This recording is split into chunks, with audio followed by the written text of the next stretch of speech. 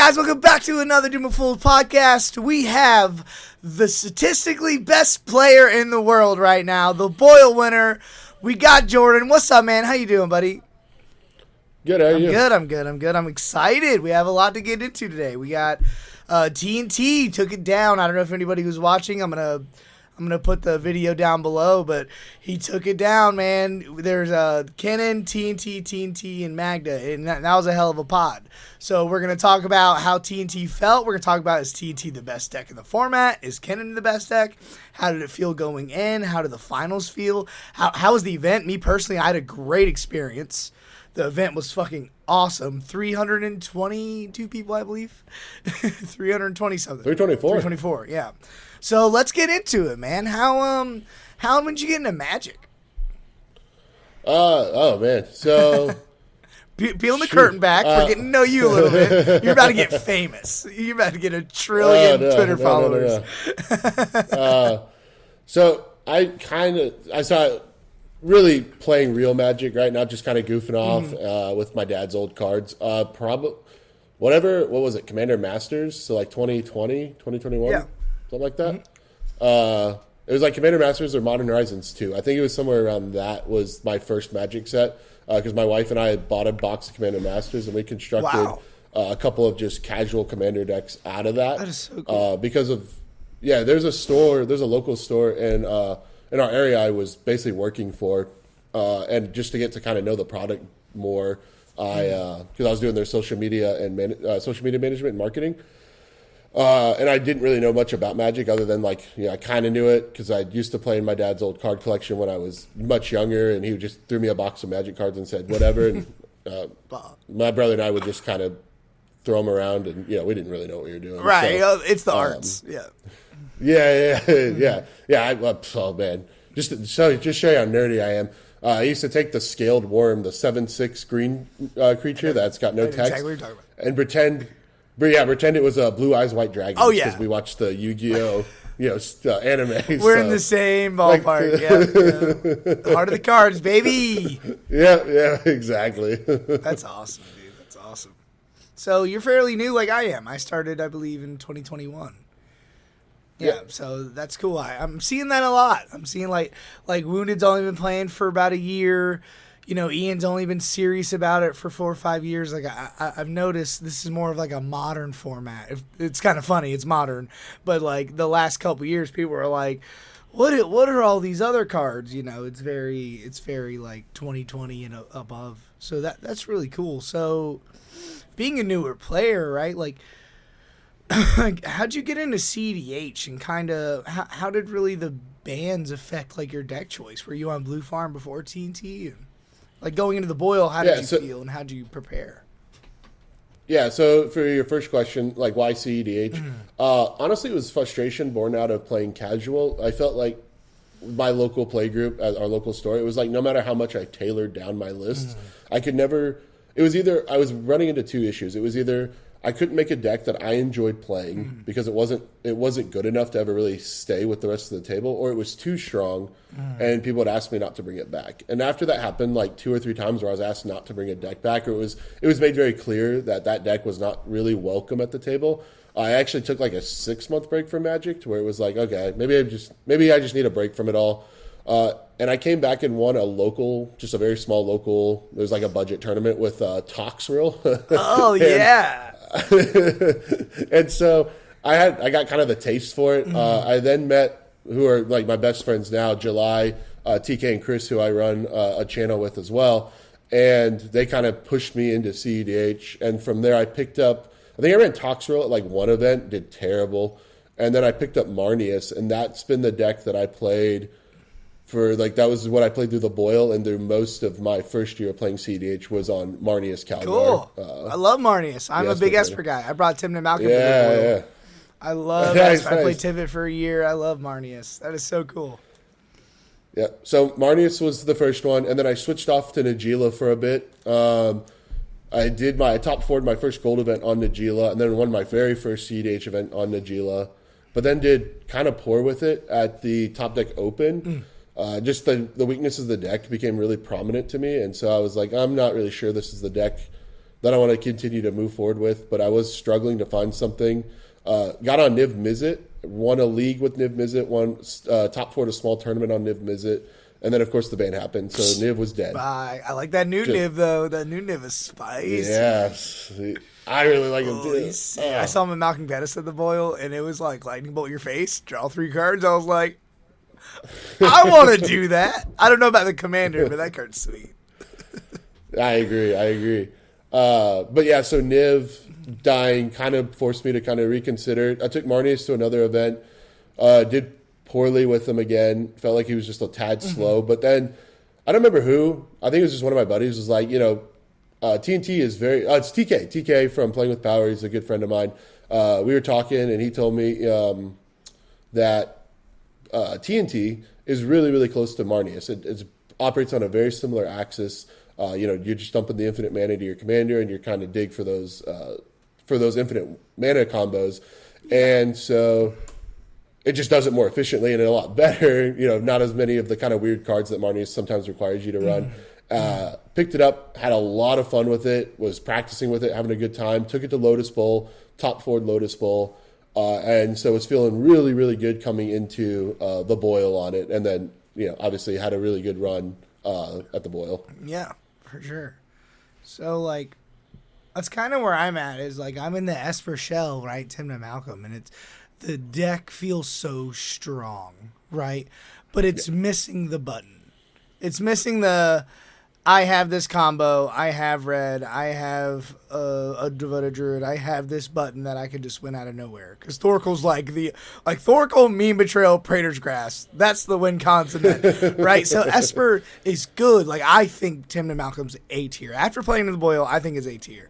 But, like, I feel like TNT and Kennen are on their own tiers after the tournament. Me personally, and we're going to do a little deck breakdown and how you feel about it. But I definitely feel your pain with that Esper shell because Marnius is fucking good. Marnius is like, hold my beer. If you want to draw cards, watch me draw cards. Like, that deck's crazy, right? But again, it's getting over that hump of like taking it to the Boil. So I completely understand why you changed.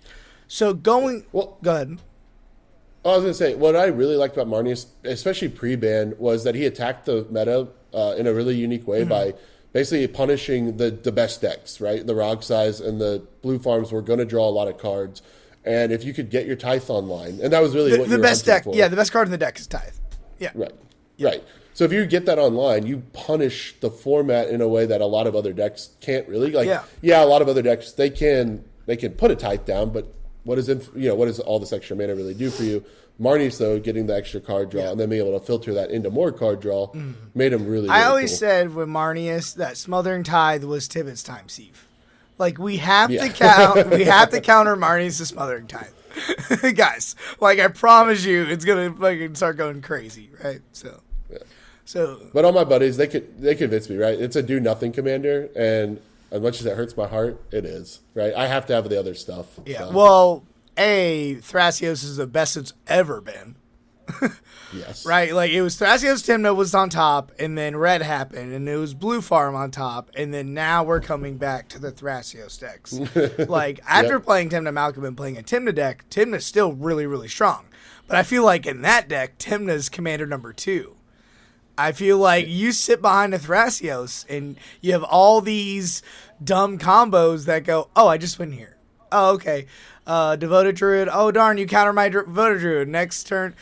Oh, I got to say this before we get into it. The card that won you the goddamn game. What's it? The Hazel's Brewmaster. Hazel Ball Liquor, whatever. I thought that card was fucking trash. I'm like, Devoted Druid SwiftCon. I'm on, like, Devoted Druid's a good Magic card. I was on it on Tevis Thrasios. I was on the Machine Gods and Devoted Druid. I was on you on that, and I was like, I would never put that dumb black card in my deck. There's no way. And then we're literally 2 hours removed from the Boil. We're on the road, and we see you and win with that fucking card. And me and my brother were like, all right, I think that card's pretty good. And we both just pie in our face.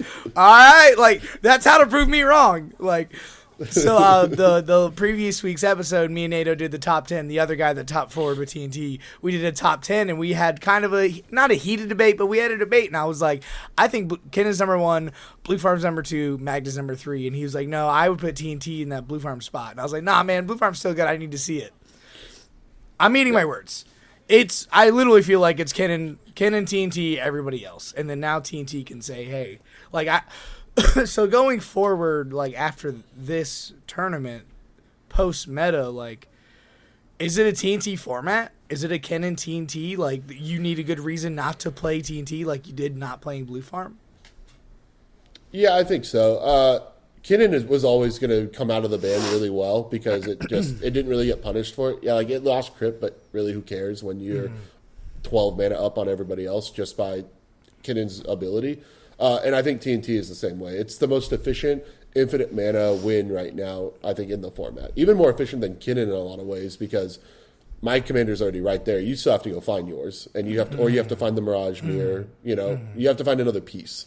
My commander's here. I'm winning as soon as this slams. Well, and that the Hazel just got printed, right? Bloomberg. Talk about a perfect time for a ban. Right. Like, the new best card in the deck just got printed.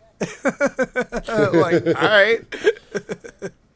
And it did, right? It opened up so many new lines that happened, like, quickly, right? Survival. Like, survival. That card's playable now.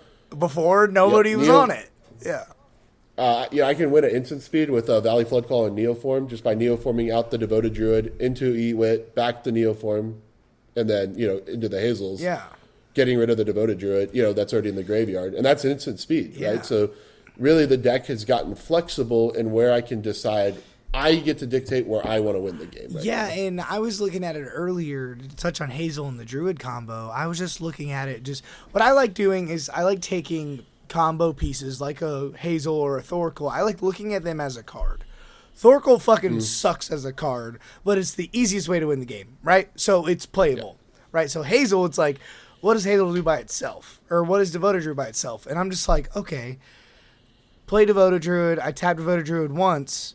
Okay, I'll tap it again and kill it. And then Hazel, I win, right? Or Survival of the Fittest.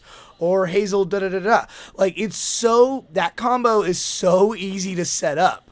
It's like, oh, okay, I don't know if it was your game, but I saw a game where it wasn't your game. I think it was it was NATO's top 16 was he cast the Druid in the SwiftCon, right? So Druid resolved, SwiftCon targeting it or whatever, and then something happened where they killed the Druid. So next turn they go, okay, untap, upkeep, Hazel, ETB, da-da-da-da-da. When I make a food. I'll put it up here, but you make a food, and the food is activated abilities of the Druid. So it's literally like, okay, you can't, unless you don't Swords the Druid, the graveyard's the last place you want that card to be, right? And people don't think about it. So then it's just like 4 black mana, I win the game, and it's like, oh shit, and it's in speed, right?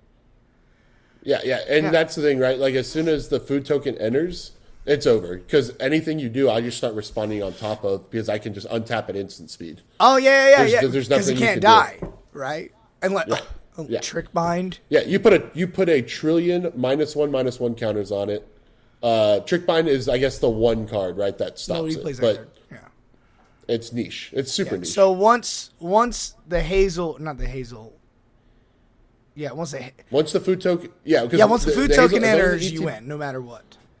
Yeah, right. Because it's all in one effect. Okay, yeah. Once the ETB Hazel passes, there's no way of. Okay, that's why it's so strong too, right? Because how many times you done Kennen where you tap 4, you untap 3, and then something happens, right? Well, I shouldn't say it's that. I guess there's 2 cards there, right? Because I found out about Siege Smash last night in that top 4 game. I hadn't really seen that card played, and all of a sudden, Magda.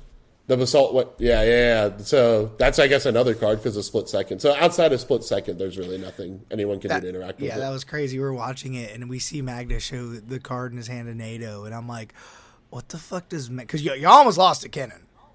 We'll get to the Final Four breakdown in a little bit, but you almost lost to Kennen, and Magda goes like this on stream, and me and my brothers are like, what the fuck would Magda have to remove a Basalt? Split Second, blah, blah, blah. What? Okay. Magnus saves the fucking day, because I don't think you had anything at that point. I don't remember. We'll talk about it later. But so you did confirm it.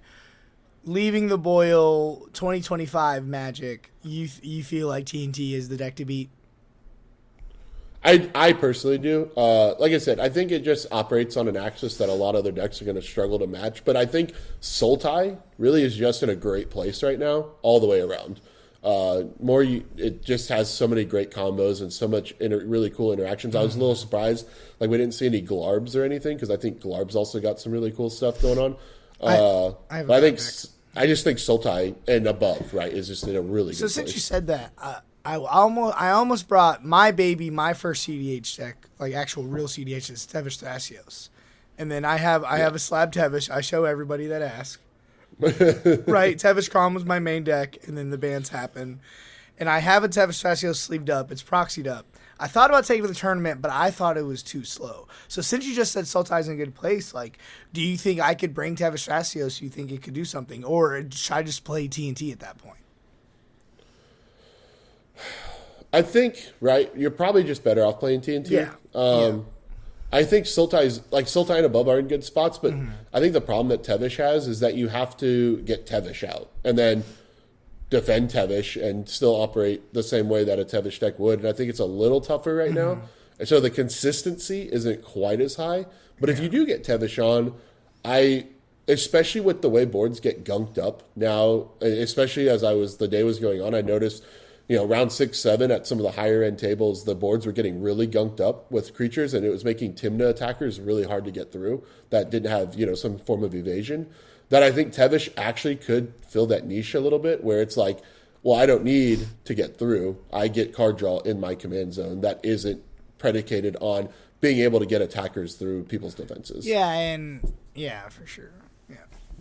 No, I agree. And you still, I mean, at that point, right, you get access to Necro because you already are having to run the black rituals that I think most TNT decks probably don't worry about.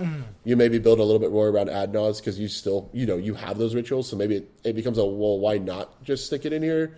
It's just another kind of I win button. Yeah, I noticed in like Esper decks and Sultai decks, Adnaz is kind of bad, but like Necro's always good because obviously I'm on Born Upon a Win. And that card's fucking great, right? I'm on Manamo One Ring stuff with Seaborn Muse, right? So Born Upon a Win's always really good in that deck. And Valley Flood Call. Yeah, but like Adnaz is. How do you feel?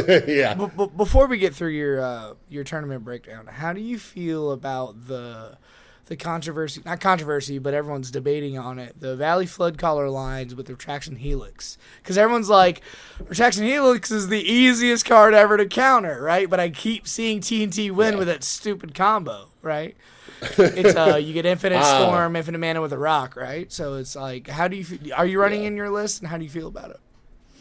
Oh, 100%. I won the top 16 game off of it. Oh, spoiler alert. Okay.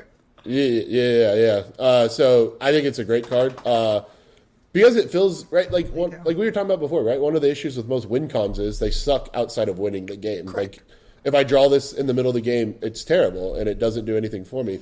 Retraction Helix is really nice because it does something for me if I'm not winning the game. Does it? Because I just can bounce a permanent, right? So I can bounce if I need to bounce like a stacks piece, I can. I bounce, so not in this tournament, but in previous tournament, I bounced a Obnix's Bolas Citadel in their loop. Oh shit! They cast Culling the Weak, Culling the Weak to bring out the Citadel. They're out of mana at that point. When they kind of looked like they were starting to get a little scarier, like they were going to start gassing themselves up, I went ahead and bounced it. The next card was just nothing he could really do anything with, so he's like, oh well, shoot, I guess I lose my Bolas Citadel now, and then from there I was able to win the game. And so it's really nice from that way. I've got Ewit to get it back if I need to. So it's versatile, and that's what I like. And it holds the spot that you could use like for a Psych Rift or a Chain or an Into the Flood Maw, because it does basically the same thing. Having a creature body is almost never a problem. And worst comes to worst, if you don't have a creature body, one of your opponents probably does, and they're probably happy to help you bounce, the win on the stack. You can Retraction to target your opponent's creature. You absolutely they can. tap it. Yeah, because it just says target creature. It does not specify it has to be yours. Because the Rogs and the Tymnas and the Dirtily creatures, they're not tapping anyway. Exactly. Exactly. All right. You sold me because I was on Rona. I played Rona and Pioneer, and I had a Rona deck, and Retraction Helix is like a combo with Rona. With like Mox Amber, you just loot through your whole deck. So I like that card personally. Just if I were to build a TNT deck, I was kind of like on it, but I wasn't sure because I don't play the deck, right?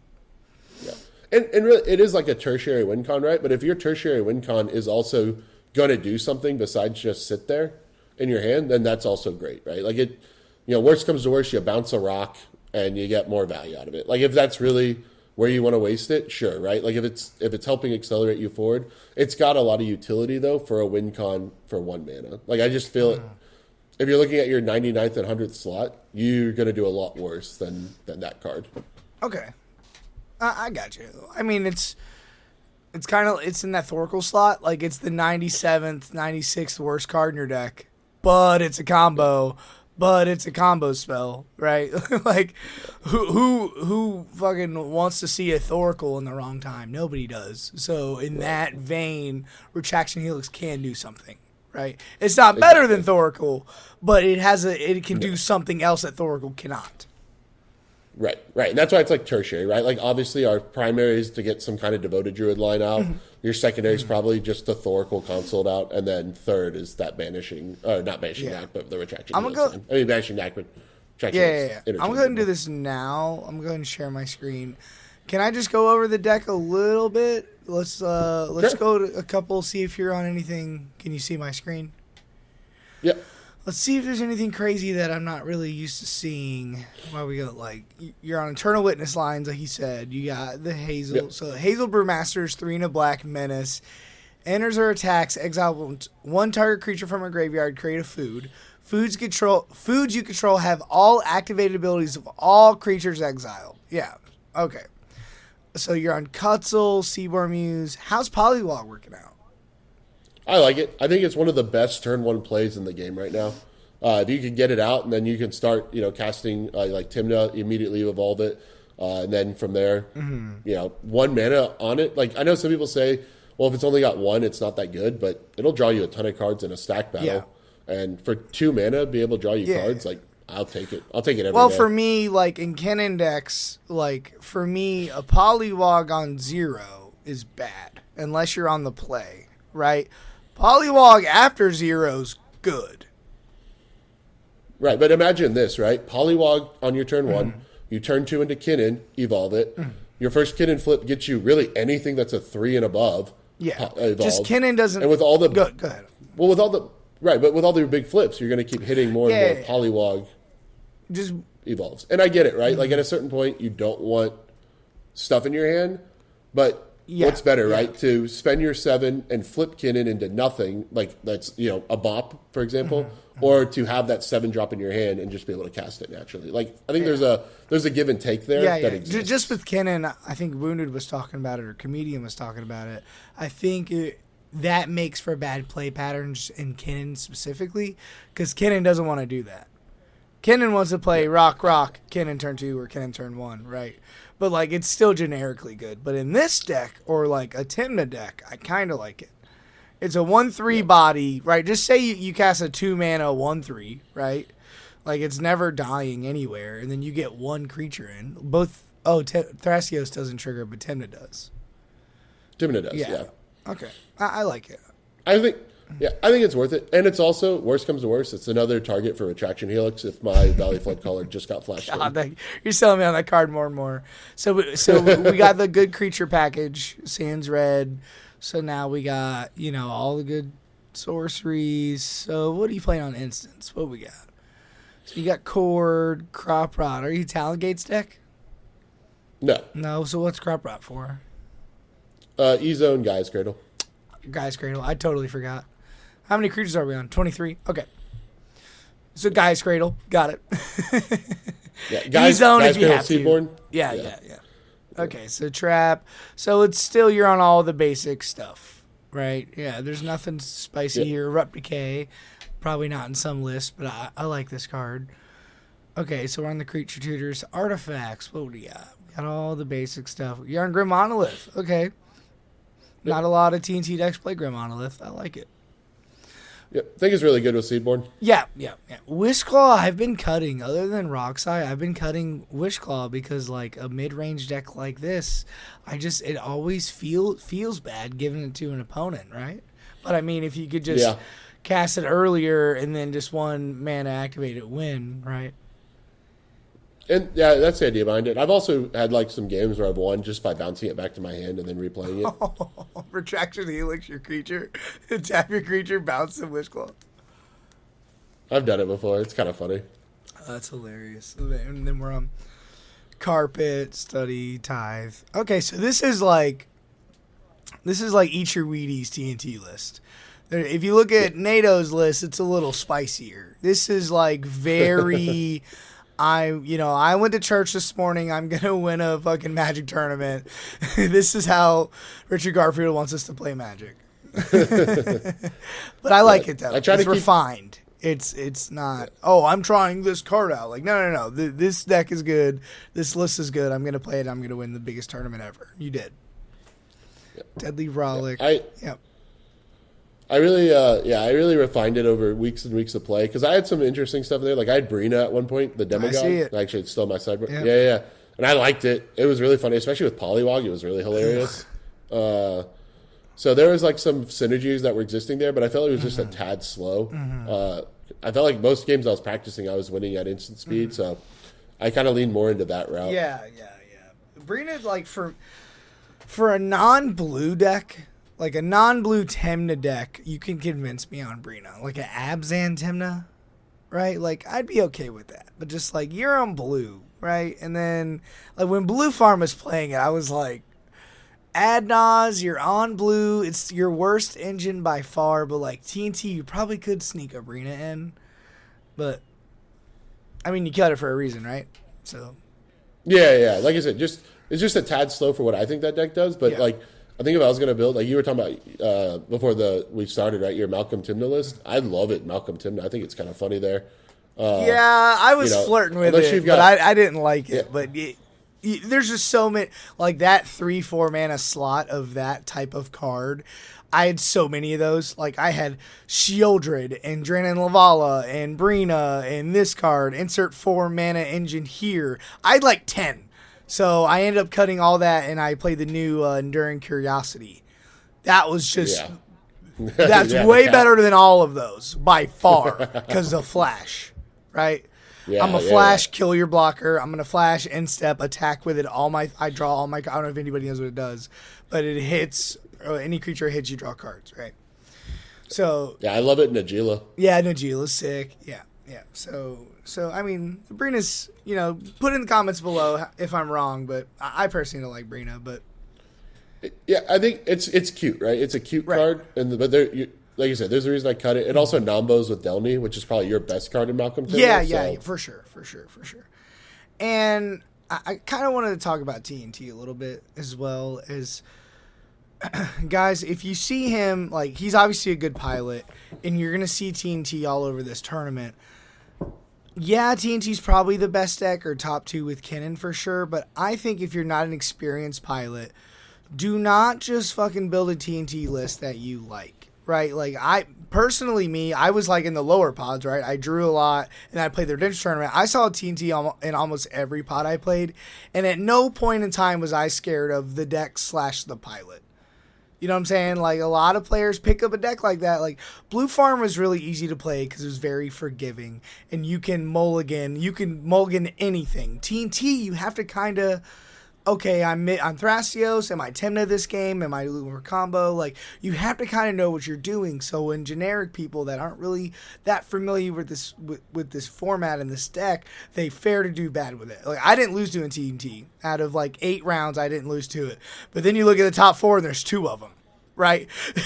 So the deck's good, but I feel like it's kind of have that Kennen effect where I don't think TNT's generically as good as Blue Farm was.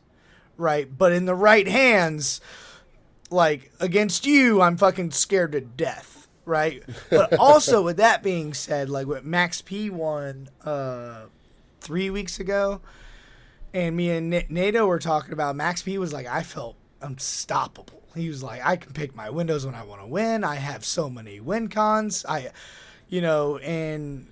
I think Jorman was in 4th or 5th place with the TNT deck, and they had 30 cards different. Wow. Yeah.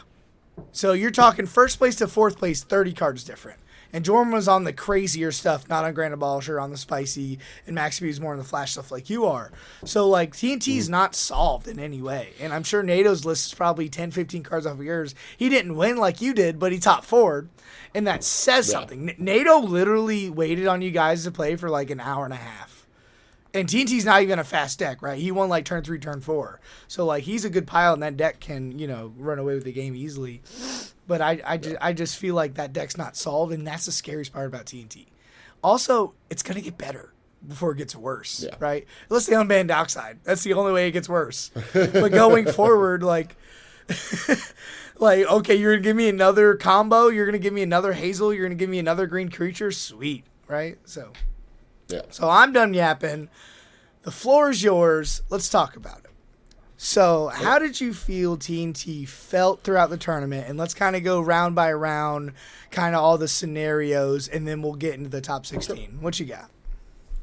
Sure. All right, so you want me to break it down by round? Break it down, man. How'd it feel? What do you got? You don't have to go like players and just like genuinely how you won and if politics were a thing and yada, yada, yada.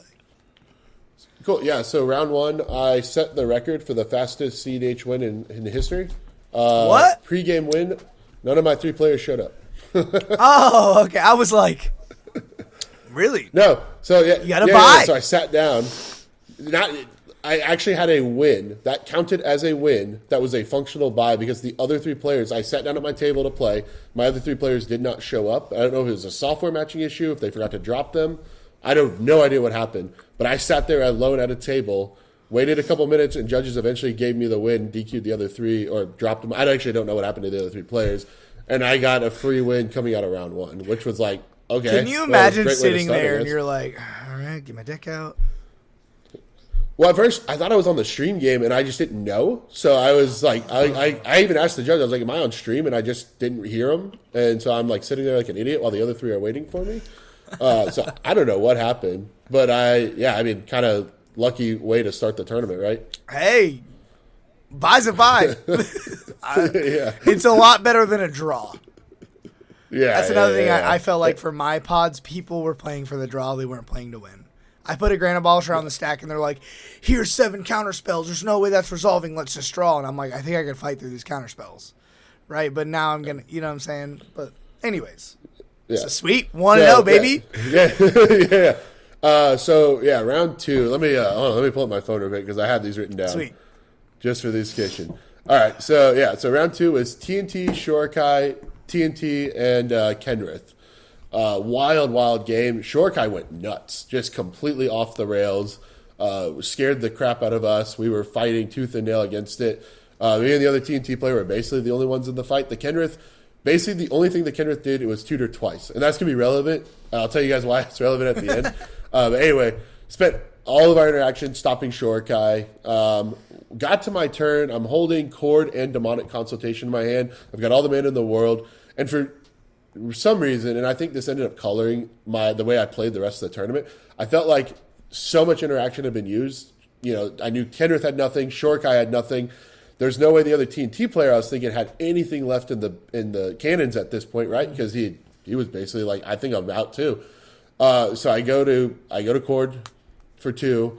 They let it resolve, get the Thoracle, ETB on the stack, cast the Demcon.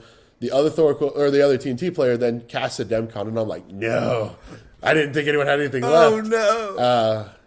Grabs a Mental Misstep. Obviously it worked. Mental Misstep my Demcon, and I was like, crap. Well, I think we just lose to Shorakai now because there is an active Hullbreaker on the field. Like I'm pretty sure I'm just cooked now.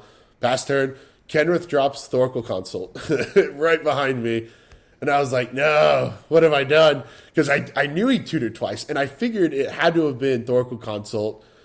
And I don't know what I was thinking, why I didn't just wait for him, because I knew it was probably there. And I had the Chord, right? Like I had an instant speed win I could have done right on top, and I would have been just fine. So, lost that game. a little frustrated at myself. Definitely a little bit of a mistake, but that literally, I felt like the rest of the game, I was like, all right, I'm going to decide my windows a little bit better than that because that was really, really rough. So round Kenrith just won. Yes, so Kenrith and Seat 4 won that game. Which is crazy All because that's all they did. That's all they did. Cast Kenrith, tutor twice, win. I was like, wow, what a way to go down. So yeah, that's really all there is on that game. Round 3 was Blue Farm, TNT, Rakdos the Muscle, and Rogthras. And one other really weird. Yeah, Rogthras, another weird one. Rogthras got off to a pretty decent start, if I remember. This is the game I actually struggle to remember the most, other than Rakdos the Muscle cooked the crap out of us, bro. It was really rough. That's sick. Yeah. I think it was the same Rakdos that actually top 16, but he cooked us real bad. And I was starting to feel a little frustrated myself because I really misplayed in that game. The Rakdos player had played down his Ashnod's altar, and he had the Poxwalkers of Nurgle. So, like, every time they die, they just come right back as soon as you cast any kind of spell. And so he was basically able to keep looping stuff around to where he was able to sack the Poxwalkers, then bring them right back, and then sack them, and do the Rakdos thing over and over and over again, as long as, he kept exiling stuff.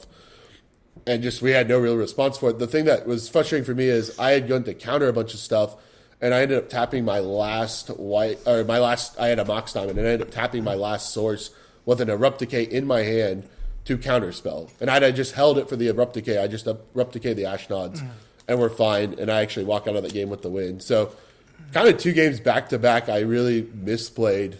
And really, it wasn't, bad luck or it wasn't anything else. It was purely just, hey, this was misplays on my part. And Rakdos the Muscle ended up taking that game as well. Really? Okay, so you came down from the trenches. Oh yeah, dude. I started 1 and 2. Oh, okay. I thought you did. I think you ended 6 and 2.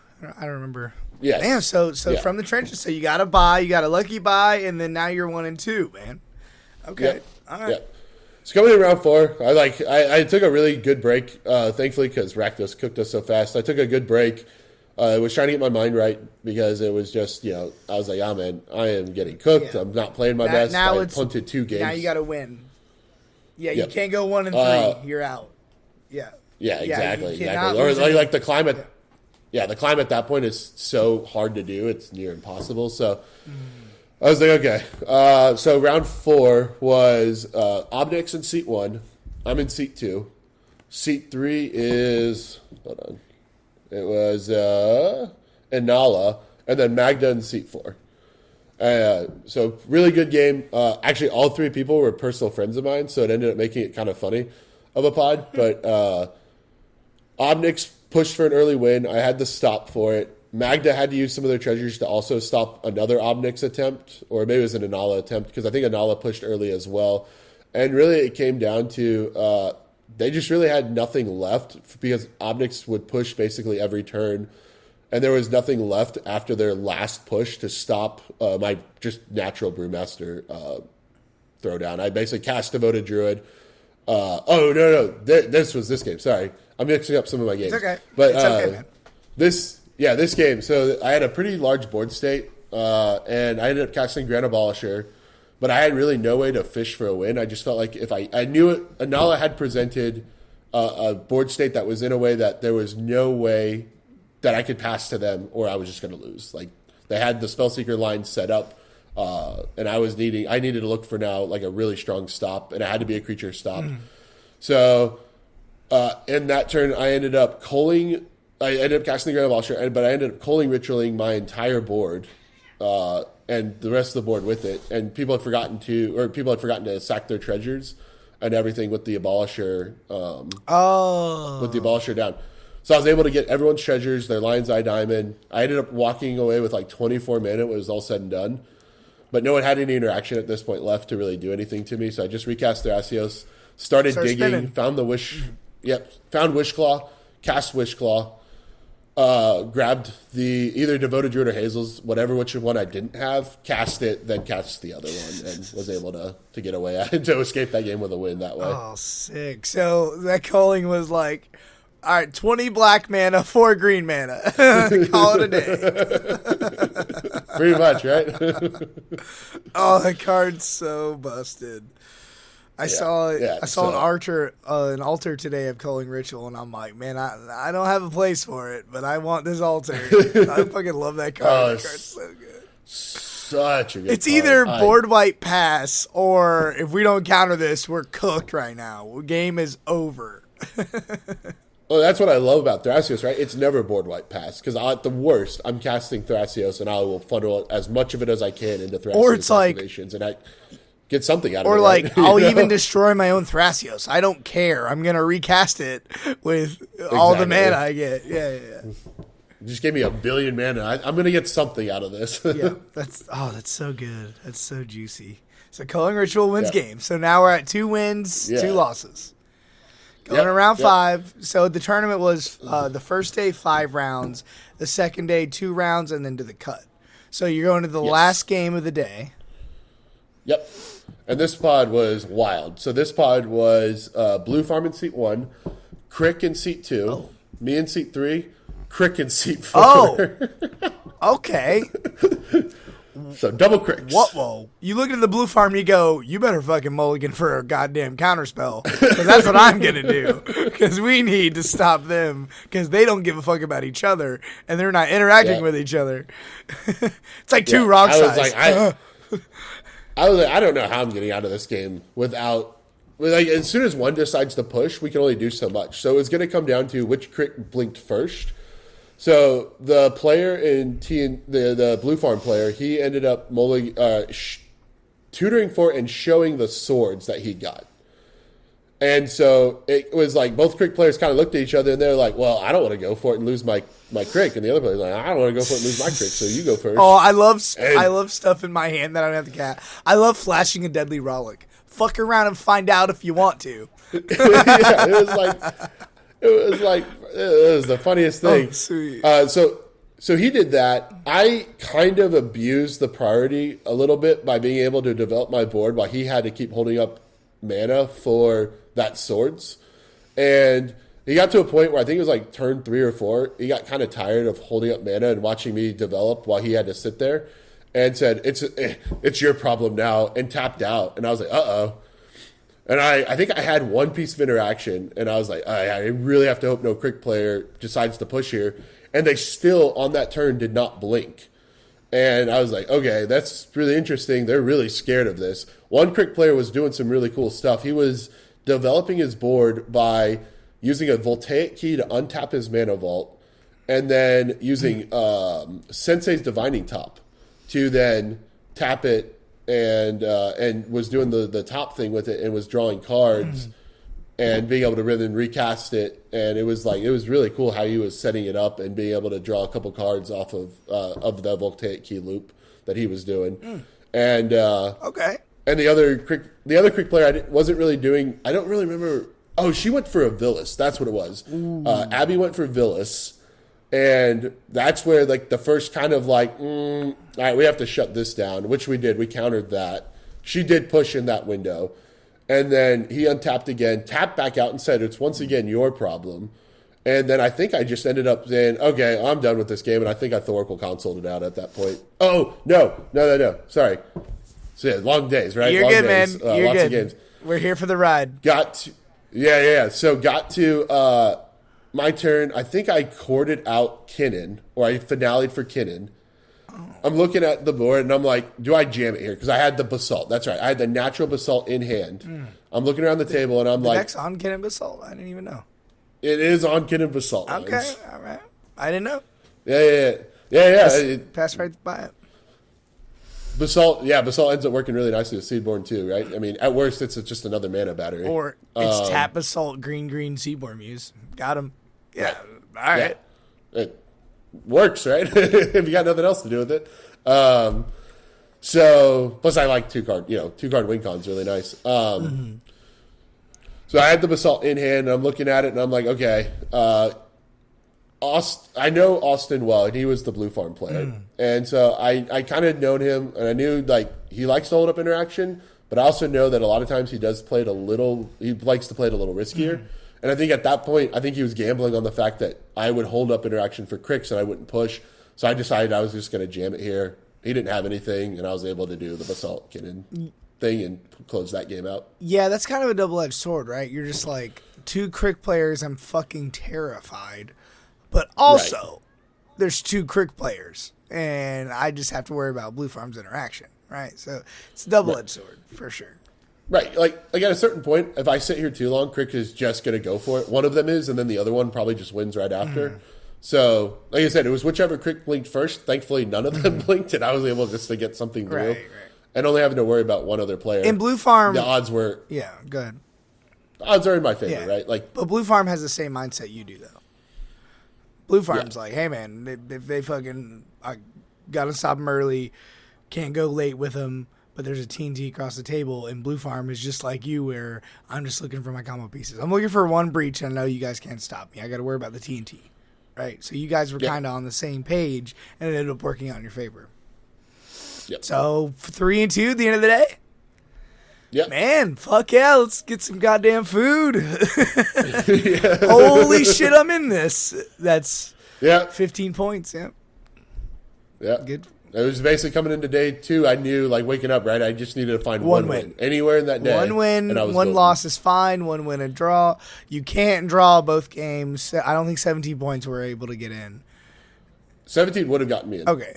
If I had drawn both games, I would have snuck in. Because 17 was, 16th place was actually my wife, and she got it at 17. Oh, your wife top 16. Yeah. She's Lily, the Malcolm Vile player. Oh, interesting. That's really cool. Good for you guys. Yeah. Cool. So going into day 2, how'd you feel? Were you just like, I have a chance? Or were you like, I don't know how I'm here? Did you feel like you were the strongest player there? Oh, no. I definitely did not feel like I was the strongest player there. And I mean, even winning, right, I still don't feel like I was the strongest player there. But I felt good. I felt like the deck had done a lot for me. And I felt like every game was, if I'd lost, it was on me, right? It wasn't. My frustration with some of my older decks were it was the deck that would let me down sometimes because it just wouldn't give me the pieces I needed to close the game efficiently. This time I let the deck down. The deck gave me what I needed, and I let it That's down. how I felt with Tim and Malcolm. I felt like most games I played as good as I could, and I had the cards in my hand. I just... it didn't let me down. I don't want to shit on the deck, but it's just... I play an Esper. It's just like... do I just play Blue Farm? Do I just play TNT? It's like my demon on my shoulder, you know. I don't like those decks, right? I like what I like, but it's just like, I think about it every day and I'm like, I just want to win. And when a deck holds you down like that, you're just like, Yeah, I mean, you've been there, right? With like Esper decks, we draw and we draw and we draw and we draw and we draw. And we've got 30 cards in our hands and still cannot win the game. And you're like, please, for the love of God, give me something to close this game. Discarding for turn, right? I think Atraxa is good, but Atraxa doesn't hold a candle to TNT. It's like, why are you playing Atraxa? Atraxa is discarding for turn and then never playing their commander. And TNT's just fucking... I'm playing both my commanders early, right? Yeah, and I'm not a big believer in food chain either because it can't win the heuristic study. And that puts it in a rough spot. Yeah. I like food chain in the right deck. It's cool, but I think if someone plays a heuristic study and you have no response to it, you are locked until you can find the response to it. I've seen people play through it. I've seen somebody go, hey, like an Atraxa, right? All right, I'm going to feed heuristic study 5 times, but I'm getting an Atraxa, and hopefully in the Atraxa flip, I get and they don't, obviously, right? But no. Yeah, but I'm with you. Yeah, and if they find anything, right, then you're just kind of sitting there going, oh, well, crap. Because you're going to feed them, right, because you get 1 instant, right? So for every 1 instant you find, and hopefully it's the counterspell instant that you're finding, you give them, 5? It's 5 or 6 or 7 cards, depending on how much mana you need to get to, because you still need mana to then turn around and restart casting Mist Hollow again. Yeah. Oh, no, you don't, because you just sack Atraxa. That's right. Right. But it does get weird, for sure. Yeah. Well, hopefully at that point you can have other creatures, and then you just kind of commit to the board. Yeah. But no, that's decks that. My brother's hard on Sithis right now, and I'm like, I really like Sithis. Sithis is sweet, but The The green-white one? So this is way better post-ban, right? It's not the top deck, right? But it's really good because it plays the crazy Darksteel Mutations, the Kinder's Transformations, it plays all that stuff. But I'm like, the best cards in the format is the best thing against this deck. You're going to feed Heuristic to do your game plan because 1 mana, Wild Growth, cast Wild Growth, draw a card. Right? Okay, now I have 2 Enchantresses, cast Utopia Scroll, draw 2 cards. But you're feeding the Heuristics and the Mystics. So I'm not sold on that game plan yet. I have to see it. But my brother was like, hey man, if somebody took this deck serious and is a good pilot, said this will do a lot of work. But it's just like that is the same with the Food Chain thing where Food Chain's good, just the best card in the format is really good against that card. And that's why I'm kind of like, eee. So keep going. I mean, we're here to hear about it. Round 6. What do you got? Yeah. So round 6. This was. This was 2 TNTs. So this is actually where I played NATO, Elsha, and Kark Sakashima. Kark Sakashima.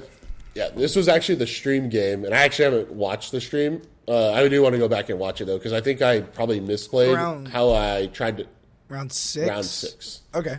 Yeah, it was the stream game. I don't really remember a lot of this game, funny enough. Probably because I was just starting to like get a little warmed up for the day, and I was probably still a little tired.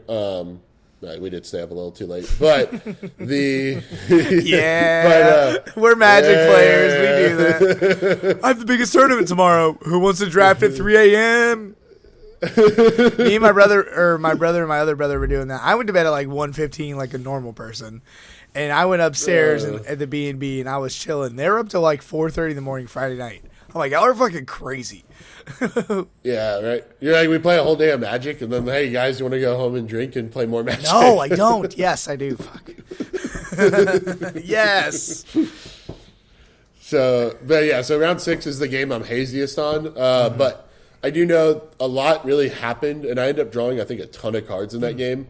And I tried to push through a Cutzel that was uncounterable with Delighted Halfling, and NATO had the Mind Break trap for it, and then a massive stack battle ended up erupting, and could not get there. I think I fed Elsha a ton of cards. I think they had like 40 cards in their hand coming in, like out of my turn. Holy shit. And then NATO, I think, attempted the silence, and then the Kark Saka player, who is Blake, was doing a whole bunch of stuff to attempt to stop it, doing all the crazy Kark Saka things because they had both Kark and Saka.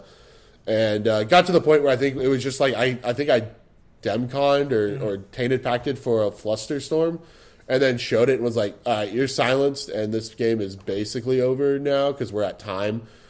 So we just ended up going to a draw in that game. But I really am the haziest on that one and how that one played out. We'll go back and watch it. Why not? Fuck it.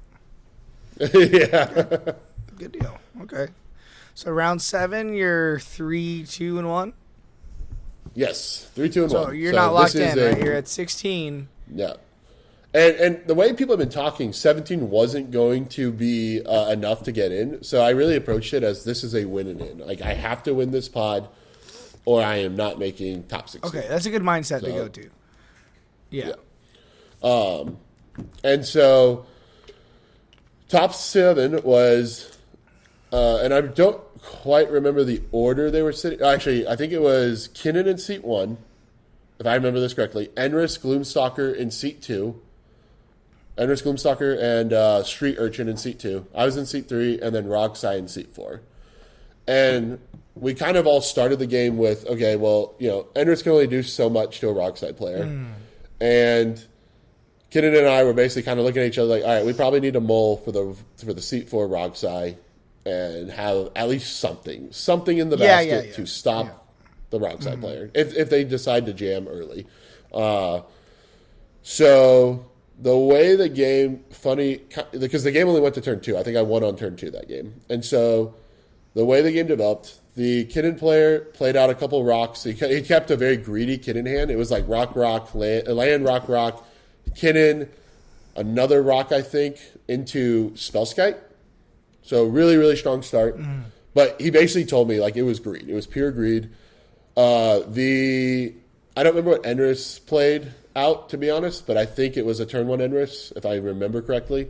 And then I played out I had Gemstoned, and the Roxai player had Gemstoned. So on my turn, I played out another land, tapped both for Lotho, passed, and then the Roxai player had their Gemstone, and then they played out a land. They gambled for what I didn't know at the time was Underworld Breach. And they put and they played Rog, played Amber, and I think they had Lotus Petal as well.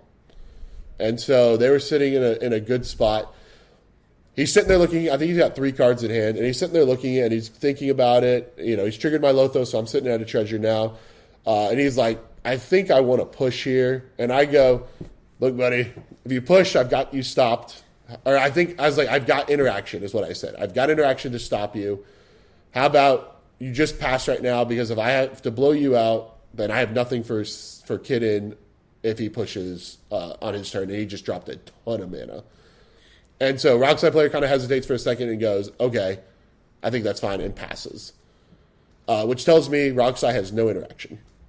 Right. Yeah, one pact, and they don't care what you got to say. Right, yeah. Exactly.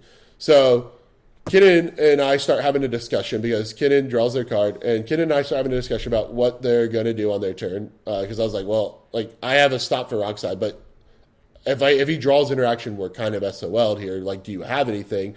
And he ends up showing me his hand. And I think it was a Mirage Mirror and a creature.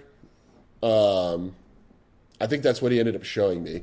And I showed him the Tainted Pact that I had in my hand. That was my one piece of interaction. And fucking love that card. Couldn't have cast. That's one of my favorite cards in Magic.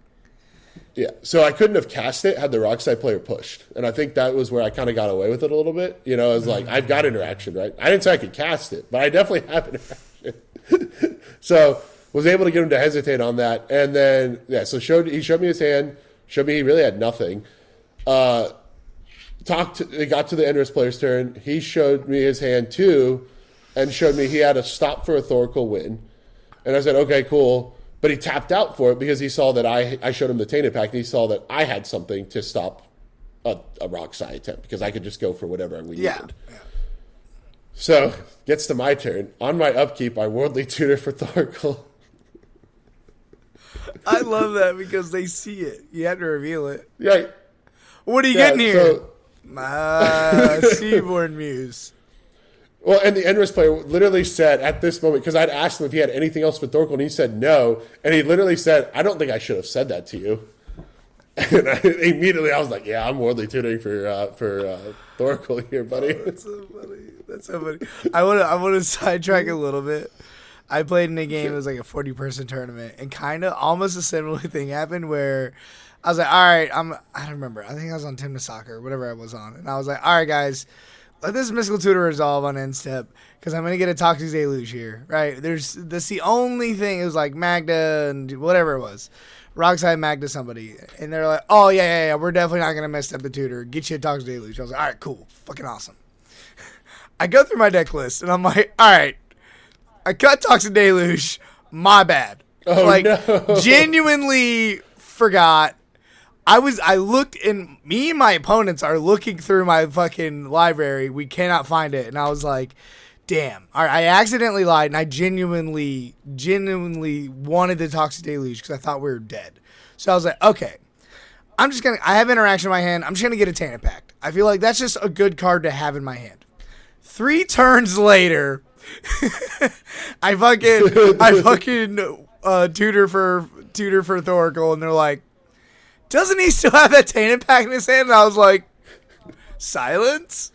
That's Thoracle? but I shouldn't have, right? Because it should have been a Toxic Deluge, but I'm an idiot. Right. But then I accidentally won, and my opponents were like, yep. So I've had that done. Yeah, I felt that was a crazy game, right? Like talking everyone into showing me their hand, convincing Roxai not to send it with the interaction that I cannot actually use to stop you. Because I'm very careful, right? I do not lie, ever. I hold to my deals. I do not lie. But, in that moment, what I said was very carefully worded, which is I have interaction to stop you. Doesn't mean I can cast that interaction, but I do have it. It's a little slimy, but you're right. But in that... Roxai can speak up and be like, well, show it to me. Because that's what I do. Like, every time, two my games Saturday, it was just like, do you want to draw here? And I'm like, no, I don't want to draw. I have a Ranger Captain. I have Granite Balsher on the stack. And then I'm like, show me 3 counter spells between the two of you, and I will draw because I have 2 counter spells. And they're like, well, I don't know if I want to show you that. And I'm like, I will draw right now with my Granite Balsher on the stack if you show me 2 counter spells and you show me counter spell that you can cast. And they go, Flusterstorm, Fierce Guard. The other guy had a Flusterstorm. And I'm like, yep, I'm not winning. Draw. But if you do not show me that, right, I'm not doing it. So that's a little bit on the rocks high, and you're fine. Right. Yeah. And he should have shown me, right? And like I said, I scrolled my words. I was very careful with how I worded it. And I mean, had the Kinnan player had anything, right? Like there is a world in which I could have cast it. He did have a lot of mana, and I did not know at that time what he had in his hand. So there was a world in which I do get that extra treasure off of Lotho, and then I do cast it and blow him out right then and there because he did have a definitive win in hand. His hand was Breach, it was Infernal Plunge, Breach, and Grinding Station. So he had just the mana to do it. The Petal was already in his graveyard. So it was going to be tight. It was going to be very tight. And I wasn't 100% sure if he had the cards to actually start to get the Petal out, but it was going to be close. I got you. You try to make it make sense in your head afterwards. You're like, he didn't have it. Well, I think he did. Like, I think if he pushed, he had it. Like, I'm almost 100% certain. So that was like one of those things where I kind of got away with one a little bit there. Well, Roxai is one of the decks that, Savage Crom got banned. I'm playing Roxai, and I played 25 games of Roxai in 3 weeks after the ban going into this tournament. And then 3 days before the tournament, I'm like, Roxai doesn't feel good. I'm getting my Soul Ring misstepped. Like, the deck's still good, right? Top 6, 2 top 60s, I think. The deck's still good, but I didn't feel good with it. And I was like, I don't think I go to the biggest tournament ever not feeling good on a deck. So literally Wednesday, I was like, Malcolm Timna, run it. And I was like, I found the cards all last minute. Friday night, I found all the cards for it. And, but... Yeah, I think it's very much the epitome of a glass cannon right now. Yeah. Like, unless you can get some of the other pieces, which then slows down kind of the intention of the deck, then your first win attempt is, did I get there? And if not, I might not just be playing the rest of the game. Well, and I think the common misconception of that deck is I think the deck is still really strong. It's the meta that changed. Roxai didn't change. Right. The meta changed. And more TNTs is way worse for Roxai. More Esper is way worse, right? Yeah. You know what I'm saying? Like, all the other red decks and the blue farm decks or Roxai decks, more Roxai is better Roxai is, right? More of that, it's fine. But when you have more, now TNT is the most popular deck, I think, was the number 1 deck popularity. TNT and Kinnan. I think Blue Farm, I think Blue Farm was actually number 1. I think so. I think it was 32, right? And it was like 20 something for TNT. Well, top 16, there was 4 TNTs, 1 Blue Farm, I think. Yes. 3 TNTs, 1 Blue. Well, 2 TNTs in top 4, and that means everything. So, let's talk about it. We're here. This is what we're here for. Top 16, baby. Yeah, probably the craziest game of Magic I've ever played. This one was me in seat 1, Rocco in seat 2. Cool. Yeah. So I ended up finishing 3rd with 21 points coming out of Swiss. Feeling good. So TNT, TNT in seat. So I was in seat 1, Rocco in seat 2, Rock Thras in seat 3, and then Rock Sai in seat 4. Ooh, that's not where they want to be. Yeah. So, really interesting game, the way it developed, because I think I got out a really decent start out of the gate, but the Roxai player was kind of the focus for a lot of this because they played a Waste Knot, which I've never seen a Roxai player play, but really spicy tech that they brought. For people who don't know, Waste Knot is if an opponent discards a creature card, you get to create a 4/4 zombie. If your opponents discard a land card, you get to create 2 black mana. If they discard a non-land or non-creature card, you draw a card. And he then he showed the wheel that he had in his hand. He's like, literally on his turn, he's like, show me the counterspell for this. And he showed me the wheel. And I then flashed my Fierce Guardianship I had in hand with my Thrasios out. So it was live. It was active. And he went, okay, cool. But then that kind of colored how the rest of that game progressed because now we had to constantly kind of worry about that. The Rocco player then put out Arena. Is it Arena Rector or Academy Rector? Which one's the Planeswalker one? It's Arena, right? Yeah, but I can put it right here though. Yeah, it's Arena whichever one the Rector, Planeswalker one was. 3 and a white. Yeah, Arena Rector. Yeah. Yeah, got out Vivian of the Hunt because he had a land that sacked it, and so that immediately was like a little terrifying. Got a 2-drop. I think they just got Archivist because really they were just they wanted value to figure out where they go from there. He showed me the Karmic Guide in his hand, so that was at least we knew that's where Karmic Guide was. So he wasn't going to be able to just go through his deck to get it, but still very terrifying. Rockthras had all the draw engines in the world. It felt like at one point. So I think they had a Mystic and a Rhystic, but there was a weird judge call that ended up happening in that game. And the Rockthras player had forgotten to pay for his Mystic Remora trigger and had picked up his card. And then immediately put it back. It never entered his hand. So we knew it wasn't like one of those things. But then the Rocco player, was a little upset about it because he felt like because the fix was basically we just walk it back and then he pays for the trigger because it's a detrimental trigger, so it has to go on the stack.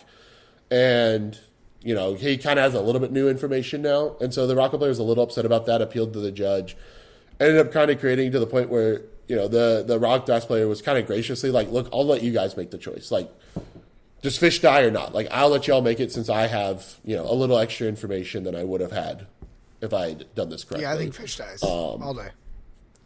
Right, and that's ultimately what ended up happening. He's like, I'm just going to let fish go because there was still a little bit of arguing back and forth. And the other keep going. Yeah, because it was literally stalled the game for I think it was 20, 25 minutes. At that point, it's like you guys are like the Rocco player, whoever is gonna target my shit now because the judge now they're upset. It's like no. Buy fish. Let's keep going. Yeah. I don't think so. The Rocco player was still pretty. It got a little heated, but the Rocco player for the most part was pretty cool the rest of the game. He was very nice afterwards. He never targeted or was malicious the rest of the way, but I think it was just he was really, really frustrated that the ruling basically benefited the player who made the mistake. Yeah, I had my round 5. I had that, the round 5. The judge calling it because they couldn't go back because the time player. The judge kind of didn't help the guy. I understand the rules, but he made 3 miss what's it called, RSVs, 3 game violations, but it counted as 1 because it was in one sequence. But he made 3. Yeah. But it was 1. So then he made another one, his 4th, but it was only his 2nd one. So going into day 2, it restarts. And I'm like, I don't fucking agree with that at all. But I'm going to fight a head judge. Okay, yeah, we lose because the judge, whatever. Okay, all right. Anyways. Yeah, it's actually funny you're talking about the time player. That's actually a really good friend of mine. We actually rode up together. He was telling me about that. He's like, I was so flustered, I just started screwing up left and right. Yeah. Nah, he's a cool guy. The guy was cool. But it was just we have to hold people accountable because that's why we have so many bad players in this format. People are okay with letting everything go. It's no, you need. So if we hold him accountable, he still wins the game, but now he'll never do that again.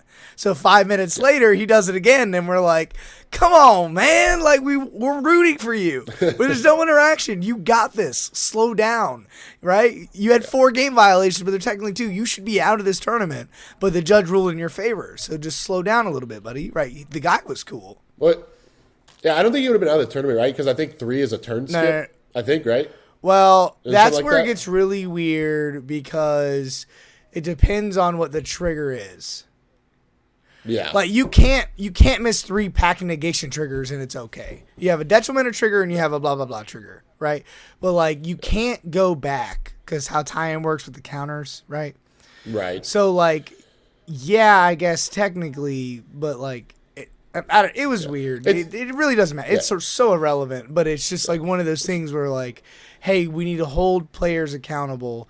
And so we can have a nice, better format. And it's not even just that in particular. It's just generally I felt like no slow play was called the whole tournament.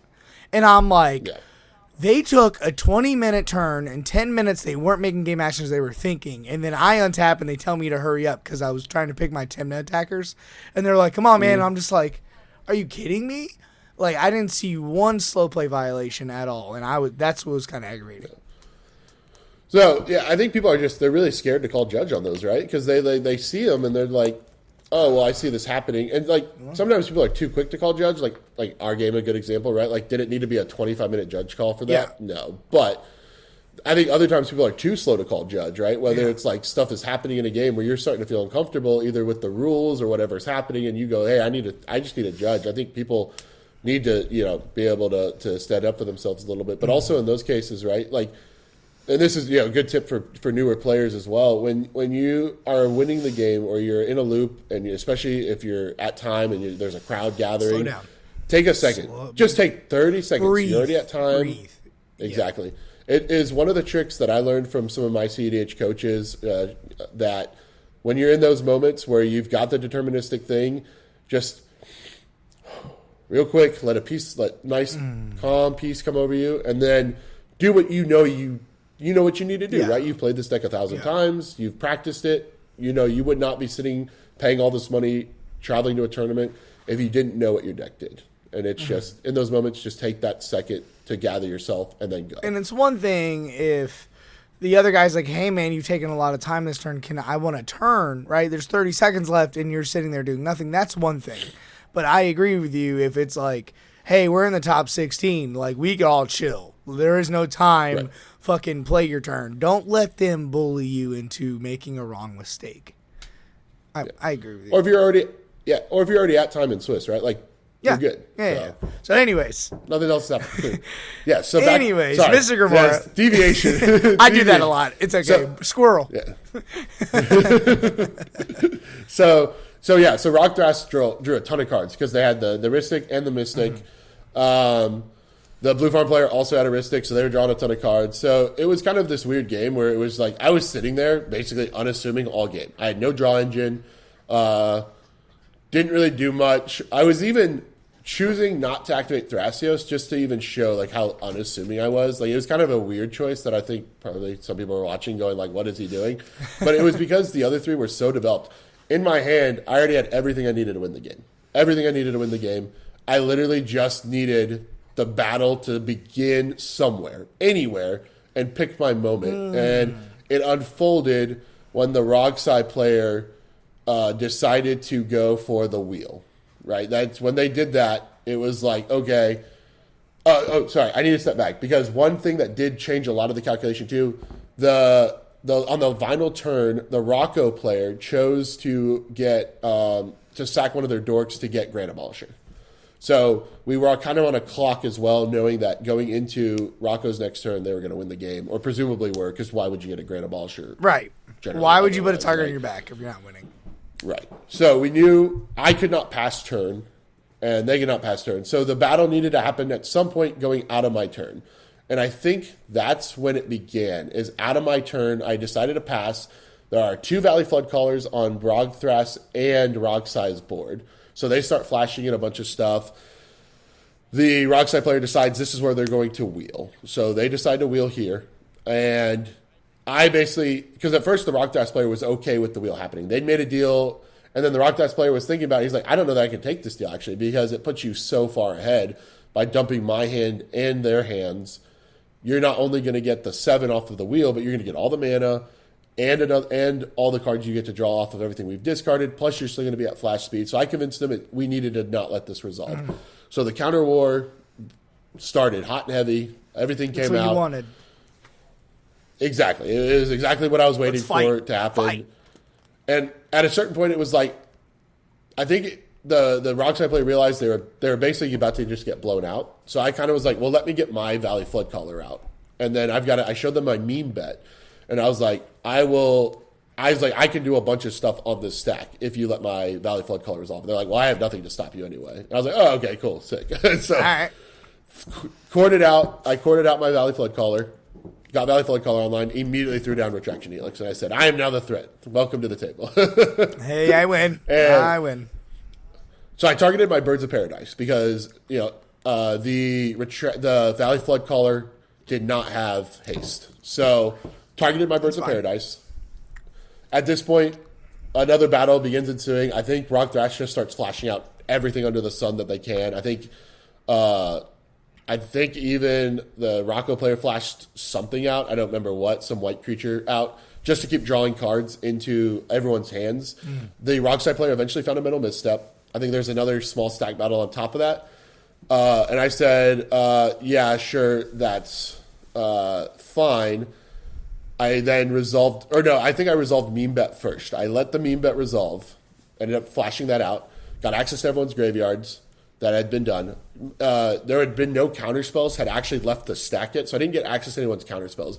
But the reason I did that was because Roxai had basically kind of shown that they had a counter spell in hand still to basically back up anything, and I needed the meme bet to resolve because I had a plan kind of coming off of that. And I was like, okay, cool. I was like, at least this lets me get bounce spells for the Grand Abolisher. Worst comes to worst, because there was a Cyclonic Rift and a Into the Floodmaw in there. And I was kind of like, that's how I was kind of talking through it.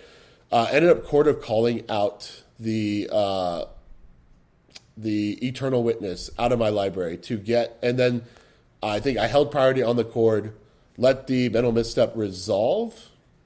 Or maybe I did let the Mental Misstep resolved, I think, first, and then I cast the Cord. But anyway, Retraction Helix was in my graveyard. Corded out the corded out the Eternal Witness so that I could get Retraction Helix back to my hand. Cast it. At this point, Rockside did not actually have any interaction. No one had any interaction. So I thought you corded out the Valley Flood Caller. So I corded out the Valley Flood Caller with my cord, and I grabbed the cord out of Rock Thras's library with the meme bet. So sick. Thank you. So I was able to get, so I was able to get the Ewit, Retraction Helix. This time Retraction Helix landed. Another stack battle then began because I had to start casting stuff with Soul Ring. So yeah, I had to bounce my Soul Ring, start recasting it, which then triggered Rhystic Studies. And I was trying to get mana positive enough to where, because I had a Mox Diamond in hand, so I was trying to get mana positive enough to where I could cast enough Rhystic Studies or cast enough Soul Rings to do other stuff. But I was also kind of waiting to see if there's more interaction, if they were kind of worried about the 2 bounce spells that were sitting in the graveyards that I still had access to. So I kind of waited to see. Then they did. They did have more interaction, so there was more battles on top of that. A D-SWAT actually came out and hit to Retraction Helix my own bird, which I then took a second because I thought I got cold stopped there, and then was like, okay, take a second, as I was saying before, like, just take a deep breath, think about what you're doing. You have flash speed. What are you doing? You've got a Mox Diamond in your hand, you're fine. So I flashed out the Mox Diamond, kept the loop going, because basically as every time I was flashing in anything, I began to untap my birds for mana because I didn't really need to bounce anything yet. So I just started flashing in all the stuff out of the meme bet. I flashed in like a Mystic Moor to get untaps. Basically at this point I've got a couple rocks that I can also just start bouncing. I've got Kinnan out, so I'm making a ton of extra mana. Shit. Yeah, like I am good now. I just have to now fight through these Rhystic Studies. I end up bouncing both Rhystic Studies with the Into the Floodmaw and the Psych Rift. At this point, I pick up the Mox Amber and I said, I tap the bird. Mox Amber comes to hand. I said, all right, cast Mox Amber. Nothing. All right, I was like, cool, we're good. Tap mana. Well, the problem with that is like, how do you there, cast Thrasios, right? Unless he's already out. Thrasios is already out. Yeah, I'd had Thrasios the whole game. Like I was saying before, like I had the Fierce online from the very beginning of the game. That game. That's the same game. Okay, I was gonna say that's still round 6. Yeah, Valley Flood Caller is a little weird. A little weird. Yeah, we were like 30 cards deep into the stack, and that stack never actually resolved down. Yeah, because you just Thorkel or not Thorkel, Thrasios, and then draw your whole deck. Yep, draw my whole deck, and then I had to Born Upon a Wind into Thrasio, into Thorkel. That's fine, because you have your whole deck in your hand. Exactly, right? Dude, that's sick. So you won. Yeah, so craziest stack battle I've ever been a part of. I was directing traffic pretty hard in that game, and I was able to keep all the attention off of myself until I presented. So how does that, I've never been in a top 16 like that. How does that feel, like, doing that? Like, are you nervous? Are you anxious? And then finally winning, and then you're like, holy shit, I'm about to play in the fucking top 4.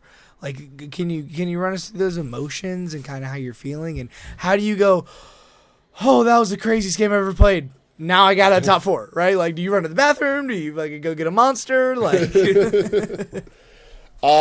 yeah, so I don't think it hit me right away. I'll be honest. Like, I felt like I was in a good spot all game. So I was like, I think I'm okay. I just have to find a way to close this game out. The deck had been really performing super well for me all day, so I felt really confident that I could find a window and close it. But I think once it happened, I kind of stood up for a second, and I was like, oh, yeah, I won. Cool. And then I was like, all my friends were like, congratulating me and cheering me, and everyone was giving me hugs. And I was like, oh, wait, like this is the boil. I'll just top forward the boil. For context, I went 0-3-2 my first boil and scrubbed out hard. And now I'm sitting here just about to top 4, and I was like, oh, wow, like this just happened. Yeah, but you can't get too excited because you want to win. Right, yeah. So, I don't know. Part of me was just like, I'm just happy to be here. Yeah, that's how I was the whole time. I'm just like happy to be here. I'm playing fucking Magic. Yeah. So I started watching my wife's game because she was top 16. That would have been. She looked like she was in a good spot, and so I was watching her game and wanted to see how she would kind of do stuff, and then didn't quite work out her way, and I ended up walking away because I got too nervous watching it. I was like, I really want to be like, come on, do this, do that. Why and I was would like, you no. do that? That would have been crazy. First fucking husband and wife Final Four. That would have been. I really wanted it for. Yeah. I really wanted it for. I think it would have been awesome, and I think it would have been great to show like women do belong in CDH, and they absolutely can kick your ass if you're not. It's got nothing to do with being a woman. Yeah, exactly. Women are smart. They're actually smarter than men, but that's a whole nother debate. Statistically, they're smarter than men. So I wanted it for her bad. She just couldn't quite get it. Kevin is an amazing player. The Kennen guy, Vadrick or whatever. Oh yeah, that guy was fucking cooking. You guys had to. Magda had to save the day on that one. So let's get into it. It's been an hour 20 minutes. Let's get into the final pod. So you're on your second, right? Kennen, I watched the whole game. Kennen, me. Kennen, me. NATO. The other TNT. That's my guy. And then Magda at Seat 4. Yep, and then Magda. Yep.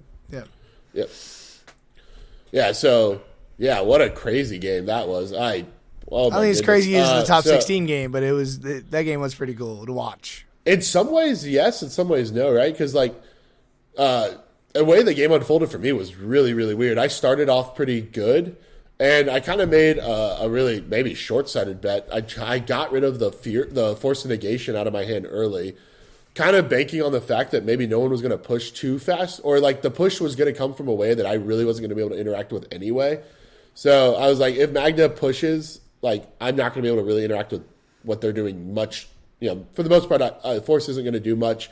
If NATO goes for creature combos, it's not going to do much. But the Gemstone keep was too good to get rid of. I think it was Gemstone, right? I think that's what I ended up pitching it to. And so that was the risk, because the rest of the hand was pure greed. Pure greed. I think you had a Remora. You sat on for a few turns.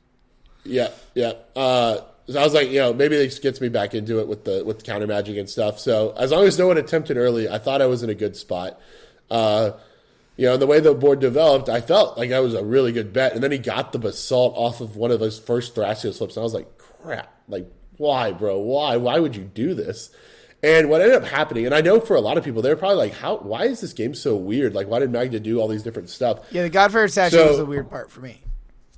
Right, and the reason why is because I had showed my hand to NATO, because we basically showed our hands to each other to show the way this game was going into Kennen's favor was so heavy that we were basically okay, let's show each other our hands, let's see what we can cobble together.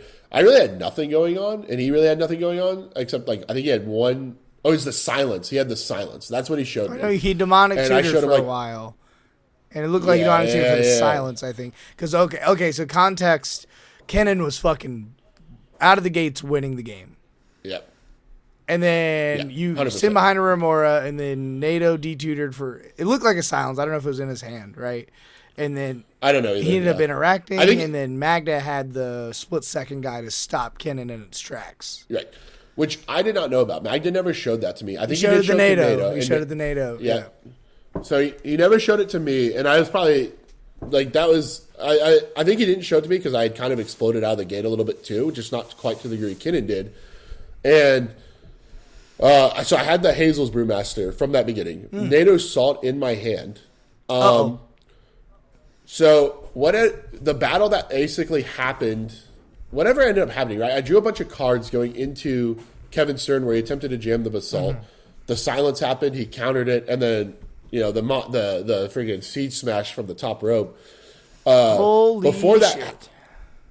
Before he cast that silence, though, Nato wanted to know, can you still, like, because I basically said, like, I'm not attempting to win on my turn. Like, we made the deal. And he's like, well, are you still going to hold to that deal? He's like, I need to see your hand before I'm going to cast the silence. Because he's like, I don't feel comfortable king making you if that's how this game's going to play out. Like, I'd rather I'm not going to king make anyone.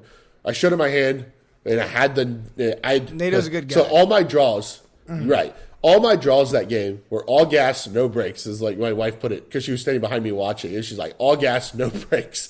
Because I drew all my win cons just right in a row, every single one. And I was like, oh, crap. So he's asked me to show him his hand. And I'm like, dude, I don't know that I can do that. But he's not going to get silence unless I do. So I show him the freaking Demcon and the Thoracle. And he's like, all right, like, what are you doing with that, dude? And I was like, we made a deal. I will hold to my deal. It's not worth it to my reputation and to who I am as a player. Oh, I don't know, man. Top 4, to my ethics. though. Oh, I'm with you. I'm with you. Yeah. I did not, right? Because then what is my win, right? It's, I lied and cheated my way into a win. Or not There's going to be an asterisk to it. Right. So I said, I will hold to my deal. I will not cast my demonic constellation Thoracle. So signs went out. The seed smash, did its thing. Went to my turn. I did exactly as I said. I think I just played down some dorks or something or developed and then passed. Nato, I think, then attempted to jam their Thoracle through. The Eldritch Evolution, the birds, I think. Thoracle, and then it passed, and then you got a fucking swan song.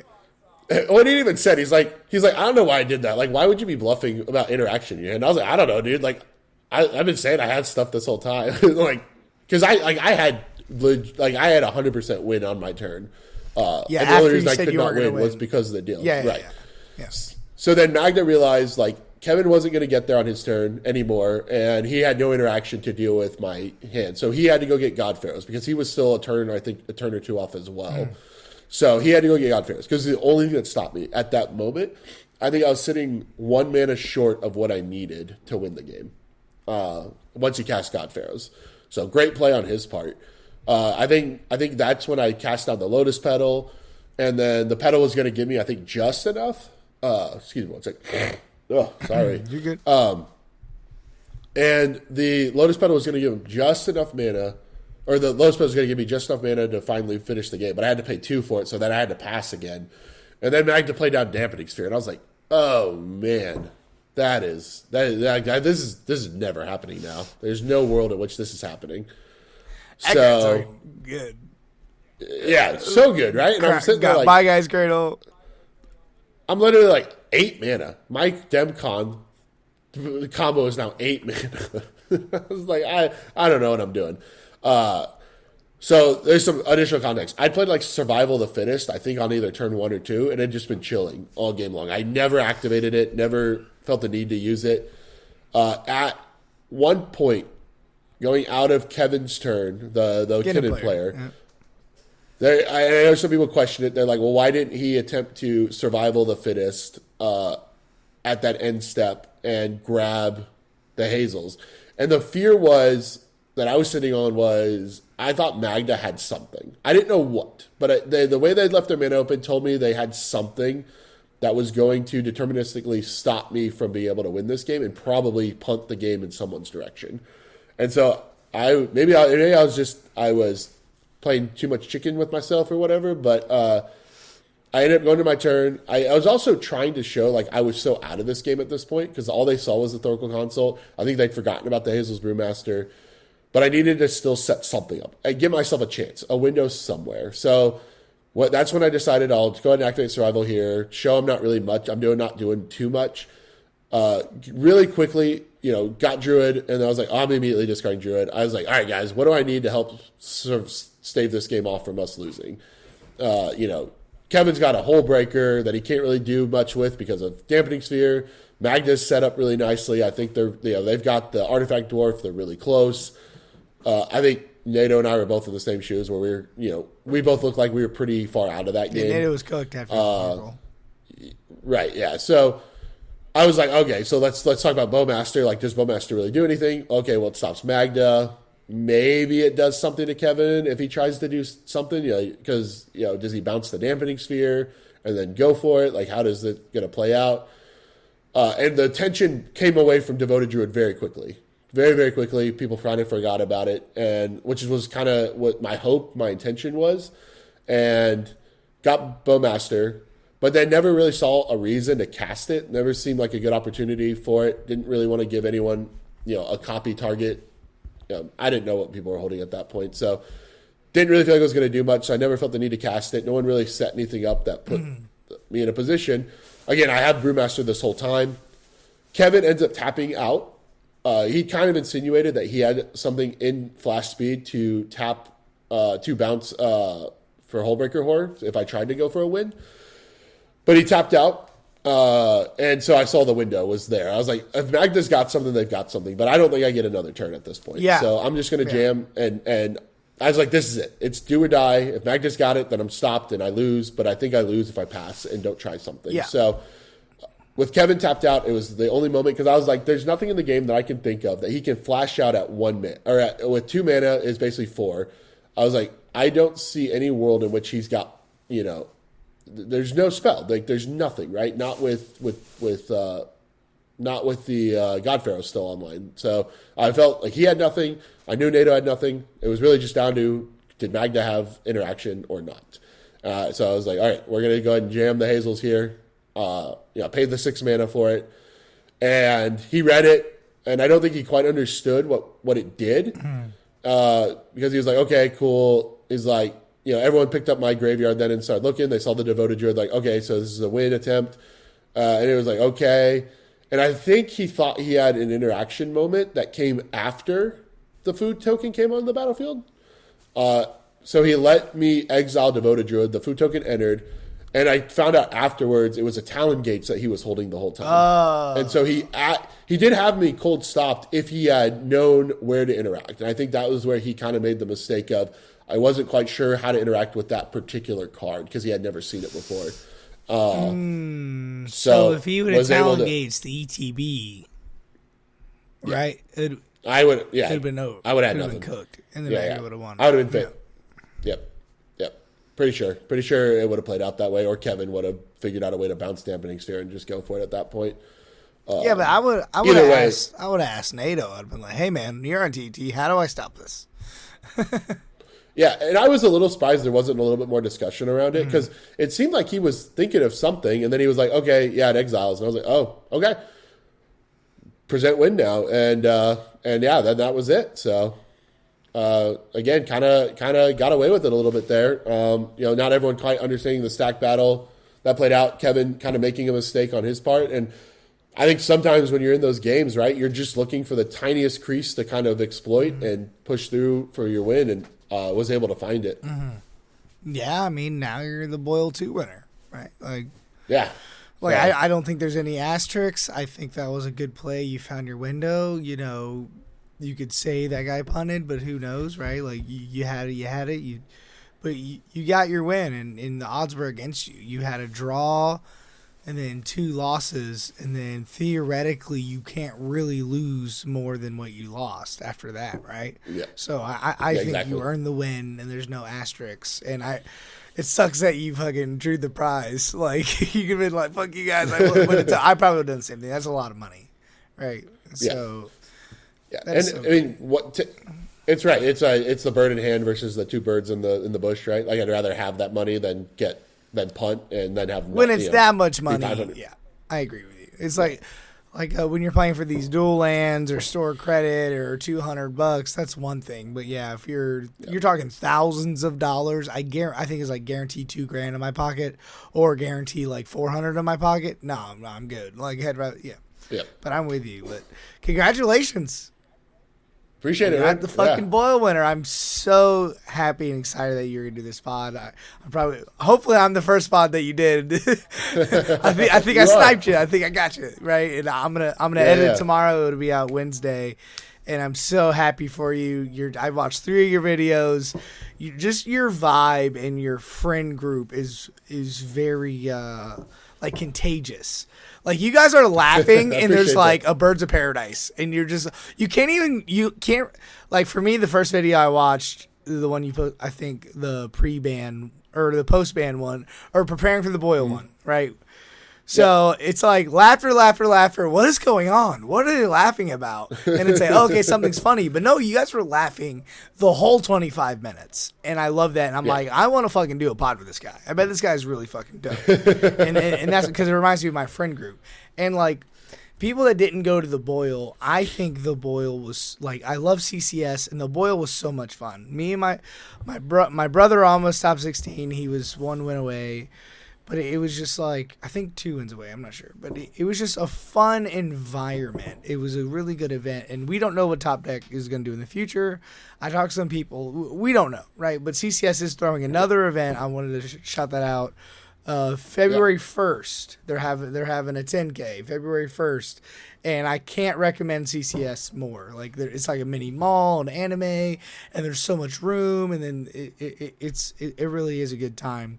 Was there any like last thoughts or anything you wanted to say or anything you wanted to plug? Yeah. Just wanted to, thank you for letting me come onto your channel and talk about the Boyle. It was a really fun experience. I love this community, and I have met a lot of really cool people since I started playing CDH. And, me too. Really just could not say enough about how great everyone is, how great Top Deck is. Like I know they've taken a lot of heat recently, but we really just wouldn't have a CDH without them. So I do appreciate the work they've put in. Yeah, hats off for sure. Yeah, for everything they've done for the community and watching it grow. Obviously I want to plug my channel. So I'm the producer and editor of the Idiot Brewing Company, which I run with my best buddies, TK, Chris, and July. And we release every Sunday. And we do deck brews, we do gameplay. We've got a new segment coming up where we're going to do some really interesting stuff. So if you guys want to watch more of that, I don't usually appear on those too much because I like to stay in the background and do more producing and editing. But if there's interest, all the links are going to be down below. All the links, his Twitter, his deck list, everything's going to be down below. You guys got to check it out for sure. It's a good time. And I was going to say, I noticed. Do you guys collab or anything? I would love to be on, but like I can definitely hook you up with like Freedom Waffle, or if you want anybody like that on the channel, I can hook you up because I really think that something like that could boost your channel. Yeah, we do collaborate. We had Wounded Satellite on, cool. And then we TK, right? He's PWP, so he's got connections left and right. You got to hook me up with him. It's one of the guys I want on my podcast. He's always been like a voice of CDH. For sure. I he'd love to, and we'd love for you to be on sometime. We're always looking for people to game with. Last thing is, my DMs are open right now. I've just started doing CDH coaching. I was doing it more for local people that I in like my play group, but I want to kind of test my hand at it a little bit more. So if you want coaching. My DMs are open, and I'm absolutely happy to help them. Yeah, and then shout out if you can't find him on social, right down below. I'll send you all his social stuff, and I would love to brew with you a little bit. I have a couple ideas that I'm kind of playing around post meta, and now I know TNT is good, so I might play with TNT a little bit. But I want to I got a couple ideas out there, but I want someone like you. He could be like, hey man, I think you're just cope, or hey, that could be an idea. So maybe I might do a coaching session. Who knows? But that's about all the time we have for today. That was great podcast. I learned a lot, and I'm impressed. Like I said, some of those games, you got to by the skin of your teeth. But, hey, no one can take it away from you. You're the fucking Boyle 2 winner. Biggest tournament ever. Tournament was amazing. Fantastic. Great place to be. And it was I agree with you. It's a great environment. Probably 98% of people I asked to do the pod, they do it. Like, Higher did my pod, and I had, 12 subscribers. And I'm like, hey, man. He's like, yeah, I'll do it. I don't care. What? Yeah, it's okay. It's such a great community, right? 100%. Like, they want to talk about Magic, and they'll talk to anyone who will listen. I think 97% of the community. 97, 98. Yeah. I've been left on red a couple times, but that's fine. But, all the people like you're like, yeah, I'll do a fucking podcast. Fuck it. I'm going to be the first podcast to have the Boyle winner on. I think that's fucking sick.